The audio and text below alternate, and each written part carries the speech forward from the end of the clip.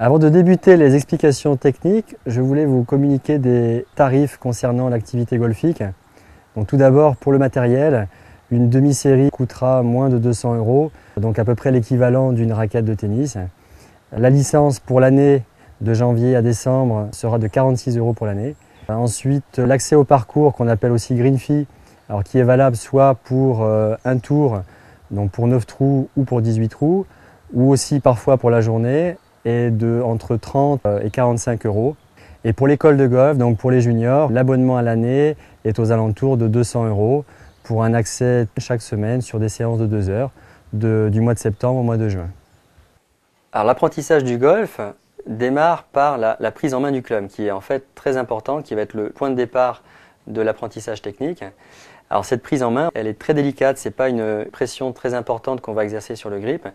Alors il s'agit en fait de saisir, de tenir le grip dans les doigts et non pas dans la paume ou dans la main, et de le serrer très peu pour donner beaucoup de mobilité à la tête de club. Alors pour la prise en main, en fait je peux partir aussi d'un club qui repose au sol sur la semelle de la tête de club, et à partir de là, donc positionner le grip dans les doigts.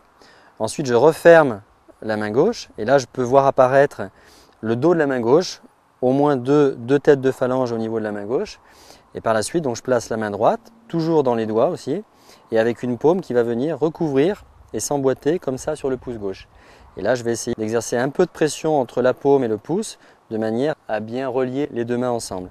Et si je prends comme repère la marque du grip, je peux placer également mon pouce droit dans le prolongement de la marque, qui me servira de repère pour le positionnement des mains.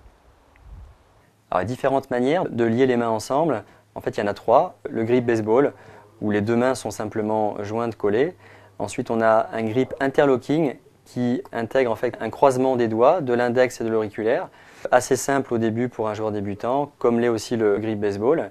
Et ensuite, un troisième grip qui est à la rigueur plus destiné pour les joueurs qui ont déjà un petit peu d'expérience, ce qu'on appelle le grip overlapping, où la main droite vient légèrement par-dessus la main gauche, c'est-à-dire un auriculaire qui se place entre l'index et le majeur.